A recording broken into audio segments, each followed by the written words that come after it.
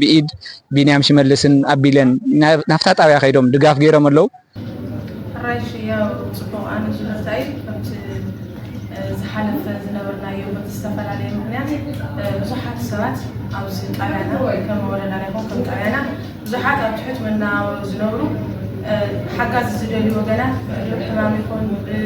أورتم السؤال بمسواتي بزحات زيجاتات يزدلونا زمحواتنا أو إسرائيل بينو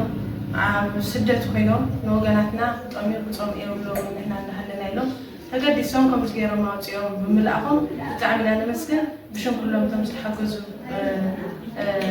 تقومات يمسكن كم تعامل محورا وداي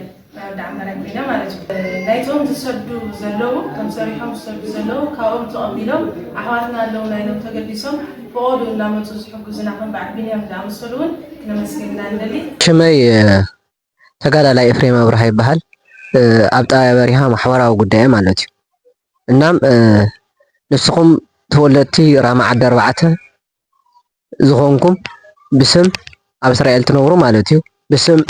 ማሕበር ማርያም ብመንገዲ ቢንያም ጌርኩም ዝለኣኩምዎ ገንዘብ ናብ 20 ፅጉማት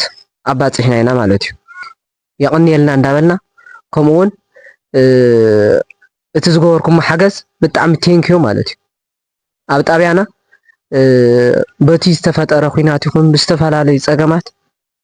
እቲ ኩናት ዝፈጠሮ ታህሲኡ ጥራሕ ዘይኮነስ ብሓሳቡን ተፈናቀለ ህዝቢ እኒአና ማለት እዩ ከምኡውን ከም ዝትርእይዎም ዘለኹም ብዙሓት ወለዲ ዘይብሎም ህፃናት ኣለውና ሓብሓብ ዘይብሎም ኣረጋውያን እኒአውና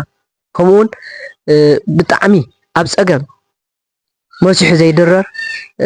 ዓበይቲ ወለዲ እኒአው ብዙሕ ማሕበረሰብ እኒአና ከም ዝበለ ማለት እዩ ስለዚ ኣብ እስራኤል ጥራሕ ዘይኮነ ኣብ መላእ ዓለም ትነብሩ ተወለድቲ ራማን ፈተውቲ ራማን ዝኾንኩም ክትሕግዙናን ኣብ ፀገምና ክትወፅሑን በዚ መንገዲ ይላዎ ማለት እዩ የቕኒየለይ ሽመይ ፅገ ተክለ ማርያም ገብረ ሚካኤል ይበሃል ኣብ ምምሕዳር ከተማ ዓዲ ኣርባዕተ ሓላፊ ዘፈር ጉዳይ ተሳትፎን ተጠቃምነትን ሕብረተሰብ እየ ብቀዳምነት እዚ ሰናይ ተወግሶ ሒዞም ካብ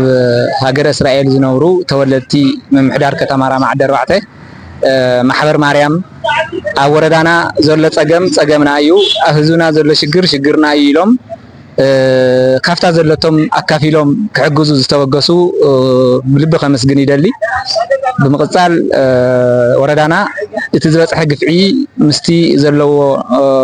ናብ ፀላኢ ቅርበት ኣዝዩ ብዙሕ ግፍዕታት ተፈፂሙ ብዙሕ ፅጉም ኣሎ ብዙሕ ኣካል ጉድእ ብዙሕ ስድራ ስውእ እውን ኣሎ ብዙሓት ኣቦነደን ዘይብሎም ህፃውንቲ እውን ኣለውና ንዚኦም ሓሲብኩም ካፍታ ዘለትኩም ኣካፊልኩም ዝለኣኽኩመን 110 ዝኣኽሉ ወገናትና ብ550,000 ቅርሺ ብኢድ መንእሰይ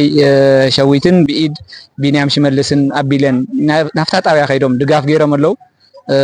ንኣዝዮም ብጣዕሚ ዝተፀገሙ እዩ ወገናት ምሕጋዝኩም ካብ ልቢ ከምስግን ይደሊ ብዓይነት እውን ንሓደ ኣካል ጉድእና ዌልቸር ገዚኦም ረኪቦም ኣለው እዚ ሓደ ሰናይ ዜጋ ሓደ ቁኑዕ ዜጋ ሓደ ለባም ህዝቢ ዝገብሮ እዩ እሞ እቲ ዝገበርኩሞ ኣዝየ ዘመስግን ከምዚ ኣብ ካሊእ ትርከቡ ተወለድቲ ደቂ ራማ እውን ከምዚ ዓይነት ሓገዝ ክተበርክቱ ቅድሚ ሒዙ እውን ተወለድቲ ኣብ ደገ ትርከቡ ተወለድቲ ደቂ ራማ ኣብ ህዝብኩም ትገብርዎ ዘለኹም ሓገዛት ኩሉ ህዝቢ ምምሕዳር ከተማ ራማ ዓዲ ኣርባዕተ ኣዝዩ እዩ ዘመስግነኩም ብሽም ምምሕዳር ከተማ ራማ ዓዲ ኣርባዕተን ብሽም ዘፈር ተጠቃምነትን እቶም ተጠቀምቲ ሰብን ካብ ልቢ ከመስግነኩም ይደሊ እዚ ሰናይ ተወግሶ እዚ ድማ ህዝብኩም ክንደየናይ ከም ተሓጎሰሉ ተረዲእኩም ቀፃሊ ሓገዝኩም ክተበርክቱ እላቦ የቕኒየልና ክብሪ ይግበአኩም ክብረት ያበለይ እሺ ክብራትን ክብራናን ያው ናይታ ዝነበረት መጠቃለሊ ስራሕና ኢና ኣና እውን መልእኽቲ ክትበፅሐኩም ስለ ዘለዋ ኢና ጌርና ዘለና ሞ የቕኒየልና ክብሪ ያበልና ንስኹም እውን ተገዲስኩም ነቲ ስራሕ ምሳና ካብቲ ምልመሉ ጀሚሩ ካብቲ ስርዓት ዕደሎ ጀሚሩ እናተኸታተልኩም ድጋፍ እንዳገበርኩም እናፀኒሕኩም ነርኩም ኢኹም በዚ ኣጋጣሚ ብጣዕሚ ከነመስግን ይደሊ የቕኒየለይ